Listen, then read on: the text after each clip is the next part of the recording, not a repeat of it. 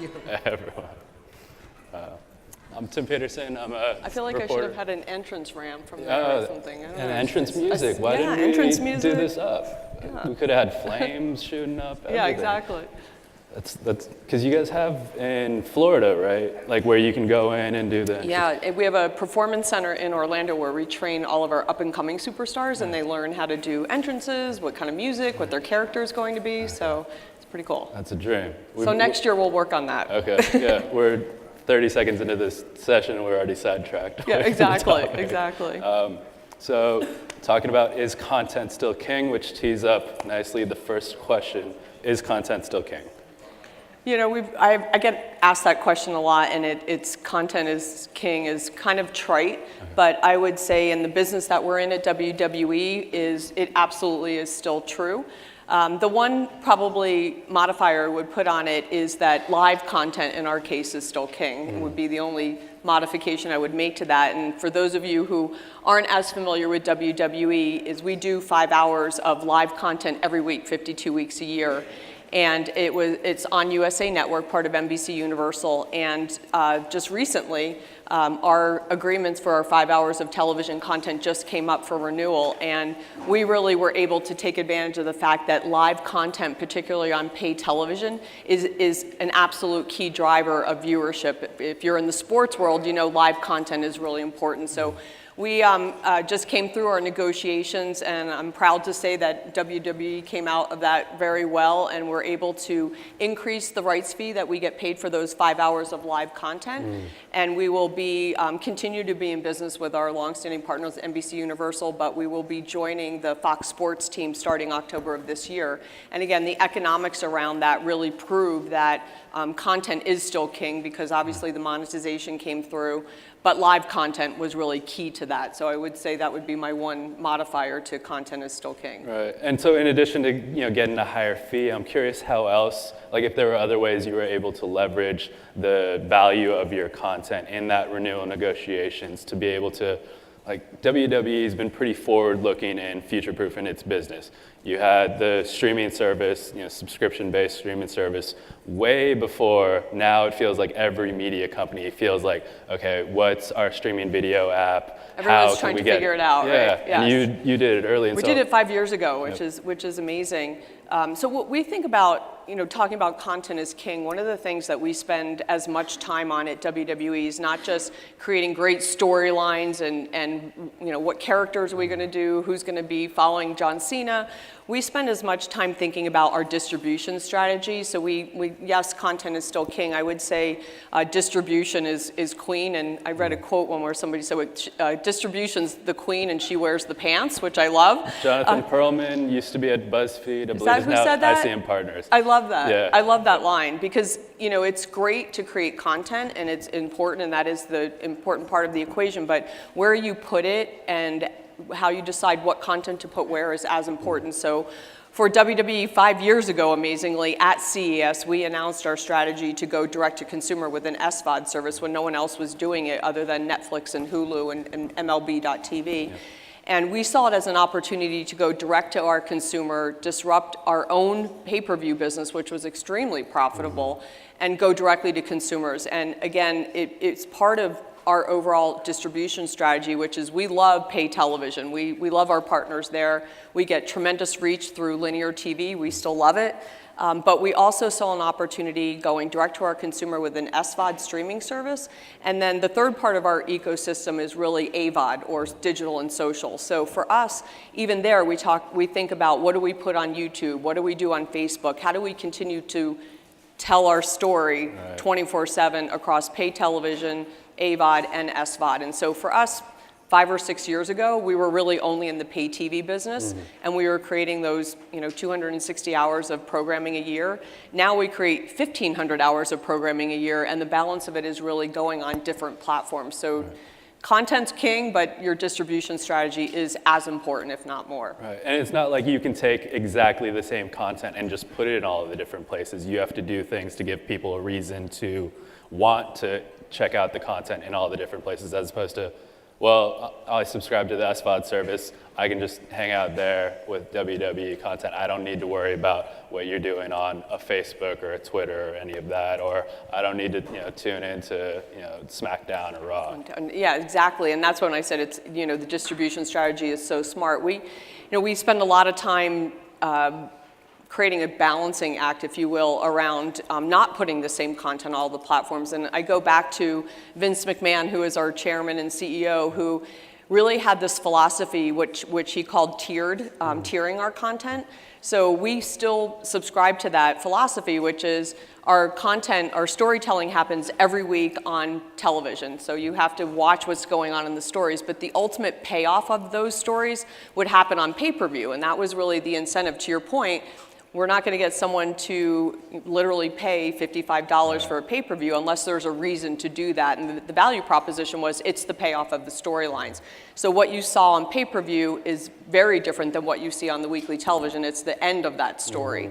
So that philosophy is something that we believe still works today. So we have what you see on television is the long arc of storytelling around our Raw and SmackDown weekly television. The payoff happens on our SVOD service. But if you want highlights or clips, or you want to get to know our superstars, that kind of short form content, you find that on YouTube and Facebook. In fact, with Facebook, we created a completely different show specifically for Facebook Watch, which you don't see on any other platform. Okay. So again, it's different content for different platforms. Yeah. Not one piece of content goes everywhere. Right. Speaking of Facebook Watch, just quickly, how's Facebook Watch doing? Because I know there have been some publishers who were very bullish on it, and then it didn't perform well for them. I don't know to what extent they were just there with the wrong content. WWE, you have a pretty passionate fan base and community. I'm curious, if you've been able to see things that maybe others just have struggled with. It's a great question. I won't answer for Facebook how Facebook Watch is doing. I'll let them answer that question. But I will say from WWE's perspective, we have a huge social media footprint. For those of you who don't know, we're just approaching 1 billion social media followers around the world, which is staggering. I mean, people think of WWE as a niche brand, but when you think about the scale we have just in social media, it's huge. So on Facebook, we had the opportunity, because we have so many followers, we were able to let them know about our show. So it was a live weekly 20-minute show. We just finished our second season. For us, we found that it was kind of our job to engage our fans on Facebook, let them know about the show, and then drive them into the Watch tab. So again, it's a journey. You have to lead your fans through the process. If fans aren't used to using the Watch tab, you have to help them figure out how to get there. So it was a learning experience for us. But again, we found the same thing on Facebook. It needs to be a shorter show. You need to make sure that you engage them throughout the week with our superstar Facebook pages, and then bring them back for the live show that happened weekly. So again, it was a tremendous learning experience for us, and we love partnering with Facebook because we're both learning as they're on the journey of working on video on their platform. Got it. With the 3 tiers of pay TV, AVOD, and SVOD, I'm curious how you see kind of the audience journey of what the secret sauce has been. If someone initially came in by watching on USA Network, how to get them to then know about the SVOD service, sign up for the SVOD service, also know about what you're doing with Facebook Watch or YouTube, and then similarly with the others, if someone comes on and the Facebook Watch show is their first real exposure, how to then get them, also you can watch SmackDown and Raw. Also, we have the SVOD service. Is there? It's a complicated question. I would say there's not a kind of one size fits all. I think our fans come in through different experiences. Sometimes it's a friend watches at school for kids, and then they want to watch and they find it. I think most people know that kids are finding and discovering content on YouTube. So I think the fan journey is very different. If you have been someone who's been watching WWE for a long time and you're in my age group, you probably get most of the storyline on linear television and you catch up on the cool highlights and clips. For kids, we're finding that they're discovering and learning about WWE on digital and social media, and then they'll find out who John Cena is or who The Rock used to be part of WWE. They'll watch the clips and then they want to watch the weekly show. So I think the journey is really different depending on the consumer. But we've learned a lot in our SVOD service. We have access to all of this data now that we didn't have before on what they're watching, how often do they watch, how are they paying for the SVOD service? So we've learned a lot in that regard and learned how to harness that data to really drive deeper engagement on our SVOD, but even coming to a live event, buying our merchandise. So it's been a game changer for us in that regard on the SVOD service. But I would say there's not any one unique, fan journey. I think they come in from all points, from pay television, from AVOD. I will say our SVOD service, though, is really where we super serve our fans. So I'm not sure somebody just signs up for the WWE Network and pays us $9.99 a month if they weren't already a fan, either through watching on television or on Facebook or on YouTube. So that one is really a super serve strategy. So to your point, it is a funnel, and we really see pay television and YouTube as the broadest reach. We bring in our fans through there. Ultimately, the journey for us and the job as a marketer is to bring them from pay television, AVOD, into our pay SVOD service. And we've gotten really good at that and knowing how to kind of move those fans along that funnel, if you will. Right, interesting. And with the SVOD service and the data that you have there, but not only with the SVOD service, what I'm curious about is we hear so much about all the content that's out there these days, and people are just inundated with content. WWE is producing a lot of content. I'm curious how things like the SVOD service and the data that you're able to get from it helps you when making content investment decisions, so that you're providing enough and as much content as people have an appetite for, but not so much that you're investing beyond what you could reasonably make back revenue-wise. Yeah, we've become extremely rigorous on the data front. I've told the story many times, if those of you have heard me speak before, that we had literally one data scientist on staff 5 years ago when we launched the WWE Network, and it was one of those unintended consequences is we knew we wanted to go direct to consumer. We had no idea what a game changer it would be for our organization in terms of becoming a data company. And so we do look at the data very often, and we do figure out how, much like Netflix and Hulu, they're experts at this, and we're kind of building that muscle. But we'll look at what content a particular group is watching, and we'll say, well, that group watches a lot of in-ring, they'll watch NXT, they'll watch biographies of documentaries, so they want behind-the-scenes content, and those fans are most engaged. So once we know that, to the other subscribers, we're able to serve up that content to them to drive their engagement. So again, when you have data, you can create segments, which we were never able to do before. At WWE, we would take this one-size-fits-all marketing.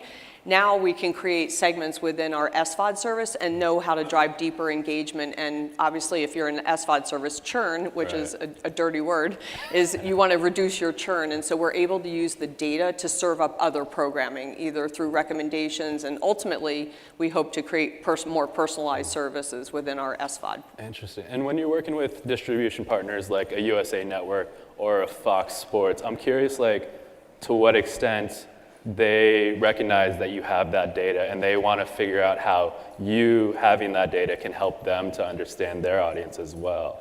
Is that something that comes up in conversation? Yeah, I mean, as anyone can imagine, our partners, pay television, are always have a keen eye on what we're doing on AVOD and SVOD. And in some regards, traditional pay television media will say that that's cannibalizing long-form viewership. We don't view it that way. And our partners, I think, ultimately have come to see that if you're a fan of WWE, as long as you're engaging with the product, that's a good thing.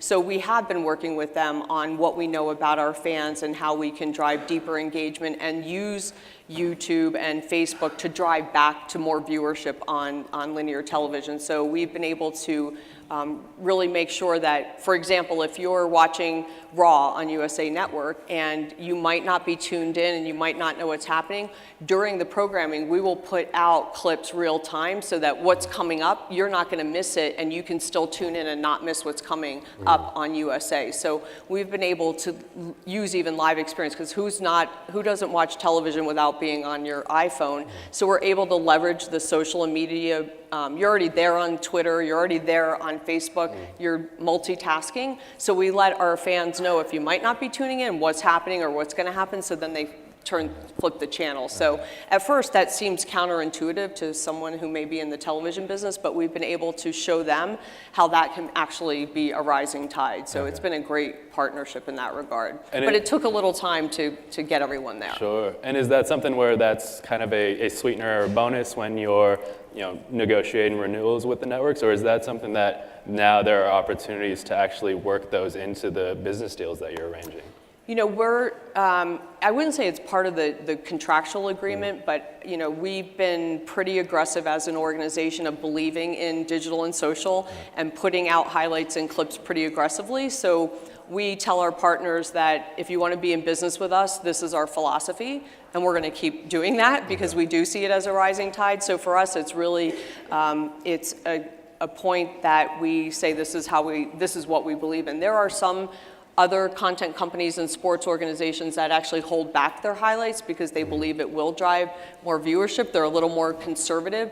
We've always been of the thinking that that's going to drive more engagement. If you don't do that, what's the alternative? You may lose a fan. So for us, when we talk to business partners around the world or TV partners around the world, we tell them that this is our philosophy. So if you want to be in business with us, this will be part of the equation. Got it. Interesting. Media can be a very competitive environment, but I'm curious, to that point around, others may not be as willing to put their highlights out like that.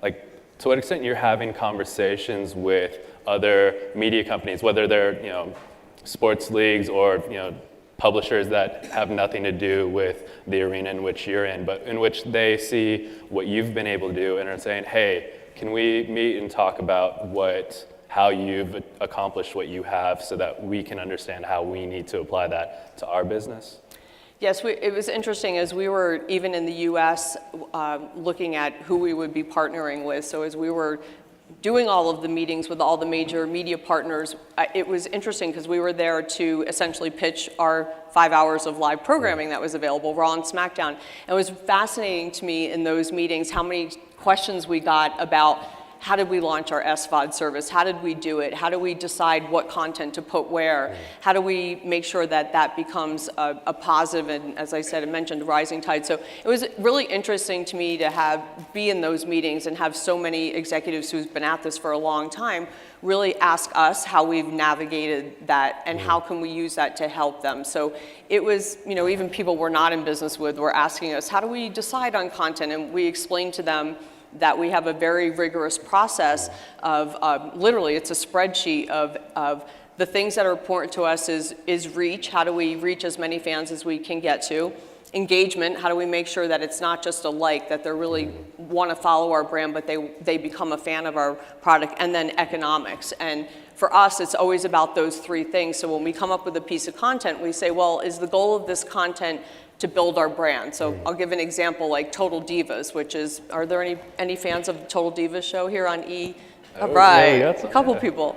So that's our female superstars, but it's on the E network and it's a reality show. So when we came up with that concept, the thinking was, well, should we put that on our SVOD service to super serve our fans, or is that an opportunity to brand build? And we really saw it as an opportunity to bring in female viewers to WWE. So we said, you know what, based on that idea of content, we think we should go to pay television where you can get broader reach. So we've had a lot of conversations with people in the media and content creation about what is the lens and what's the rigor at which you look at content and decide where it goes. So we share a lot of our own learnings because 5 years ago when we did the SVOD service, there was no playbook. So we've learned a lot along the way, and we were happy to share our experiences. Yeah, and as we've talked about, you were very early when it comes to SVOD, and now a lot of people are getting into that. I'm curious for you, what are the things that you have your eye on at the moment? Like, what's the SVOD for you today? I would say for us, we launched our experience 5 years ago as globally as a US product, $9.99 a month. We have not moved off of that in the 5 years that we've launched the service, and it's been very successful. We're the number 2 sports branded SVOD service behind only MLB.TV. Wow. Around WrestleMania last year, we had over 2 million subscribers. So it's been a great success for us. So it's kind of like, what's next? And really for us, and we've been public about this, is a couple of things. One is just international. We believe that internationally there's an opportunity to create localized content in language, local currency. We believe, if you follow Netflix, that's a lot of what they talk about. What other content can we bring, and tiering the service, so offering a premium level, a $9.99 and something above that with additional perks and other features like download to go. So there are other things that we're working on to really enhance our experience. So again, so that we have more of our fans, coming on board for that product. So it's exciting. And I imagine like with a higher tier, that's something you have to offer, something new. You can't say, hey, we need you to pay a little bit more than Exactly. you should. It's all about a value proposition and giving them a reason to pay us more money. So again, whether it's early access to tickets or a chance to meet a superstar, content that's not on the other tier, download to go, other features, there will be a reason for them to want to subscribe to the higher level. So again, we've talked about that, and hopefully in the near future we'll be announcing more plans around that. And international is a huge opportunity for us. I would keep throwing questions at you. I could talk to you all day. I feel like we're about to get We're the out hook. of time. Okay. Michelle, thank you very much, and thank you all for the time. Great, thank you. Thank you, Michelle.